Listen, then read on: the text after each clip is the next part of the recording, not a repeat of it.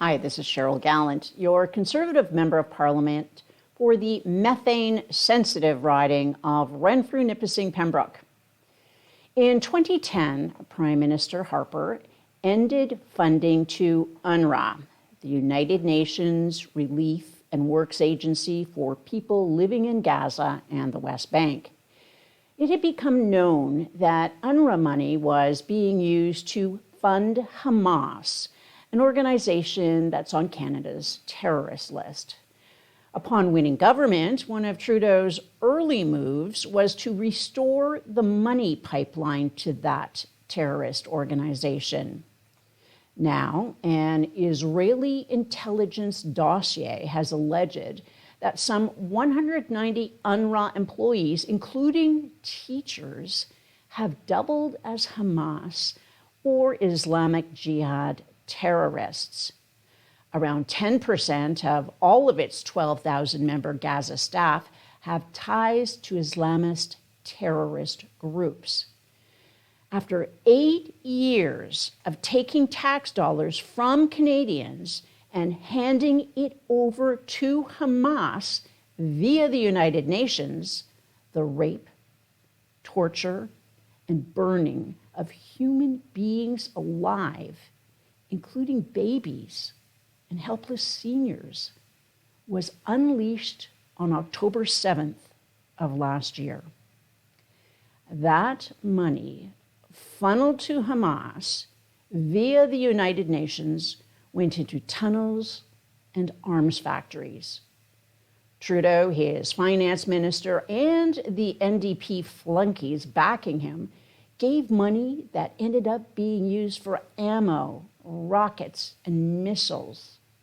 Meanwhile, our own army gets feminine hygiene products instead of drones and air defense. Now the Liberals are claiming they will pause funding to UNRWA, but that's just more Liberal misinformation. They've already paid out the money budgeted to go to UNRWA this year. The Trudeau Liberals sure do have a bad habit of funding virulent anti-Semitic organizations. Some might even call it systemic. Stats Canada has released the latest numbers on Canada's soaring problem with gun crime.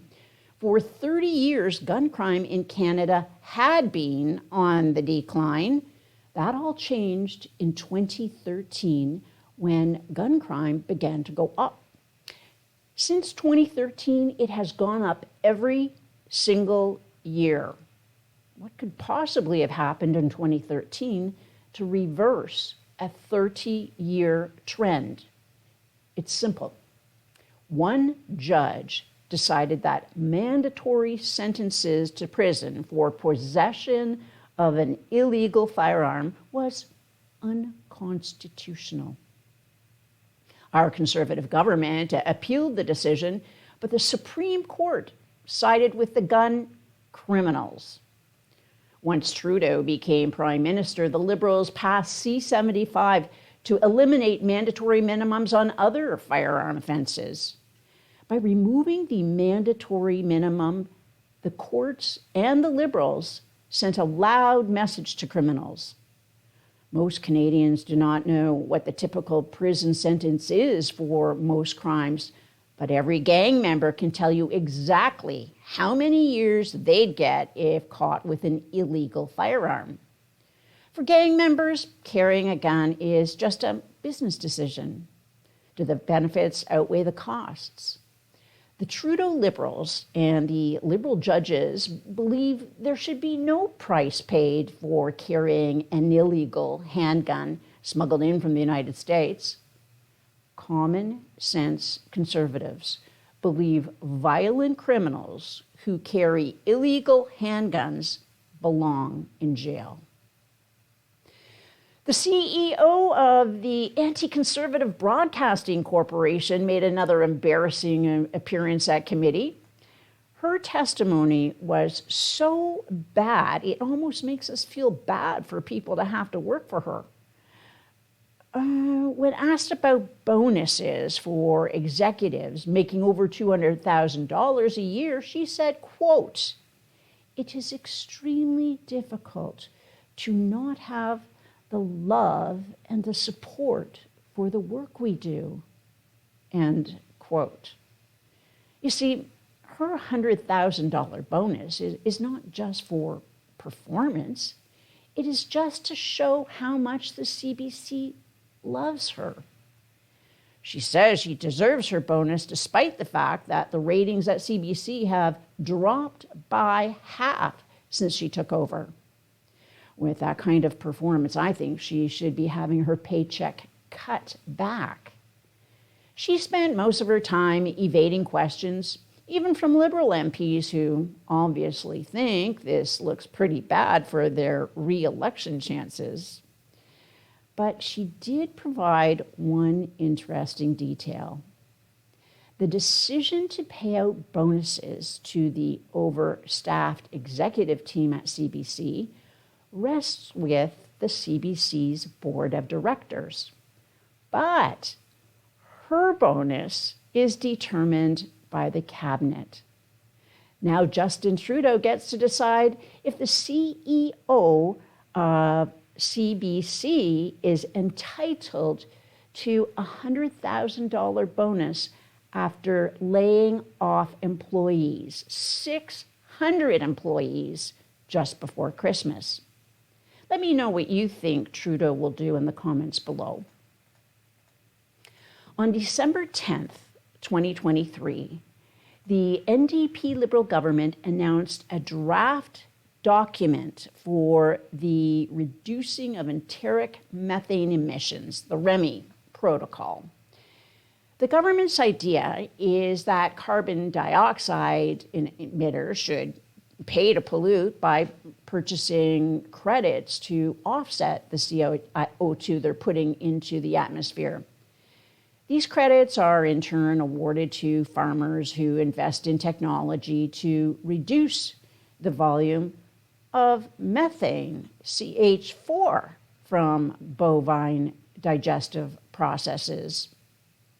Reducing methane would similarly qualify for the carbon offsets that are used for carbon dioxide. This is being promoted as an economic incentive. Few details on how these offsets may benefit farmers could be found. However, the NDP Liberal government even admits it does not know how much an offset credit will be worth, or even when a farmer would be able to sell their credits. So in January, I invited all constituents who have told me in the past that they're interested in agricultural issues to the Cobden Agricultural Hall. It was an opportunity to raise awareness of the pending regulations. The meeting was meant to learn how to benefit from the purported incentives.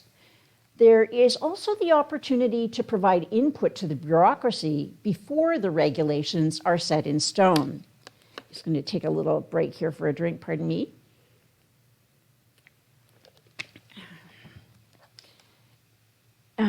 The physical science officer from Environment Canada had been invited to explain how this type of agricultural social credit system would incentivize efforts to cut methane emissions, but the threat of freezing rain kept him in Toronto. Leanne Rood is the Conservative Shadow Minister for Economic Development in Ontario. She's also been the Shadow Minister for Agriculture. Leanne came all the way from Grand Bend to share her community's experience with methane reduction technology. The Canadian Biogas Association gave a talk on how its members play a role in giving alternatives to traditional methods of natural gas production. Engineers from CH4 Biogas Incorporated is a biodigester manufacturer in Stittsville. Mohammed and John outlined the biodigester hub concept, where few farms use the same biodigester to defray the cash outlay. The methane from the communal digester is scrubbed for impurities, then fed into a natural gas pipeline. The natural gas is also trucked to places like California, where residents enjoy the idea of using green gas and are willing to pay extra for it. Just a second.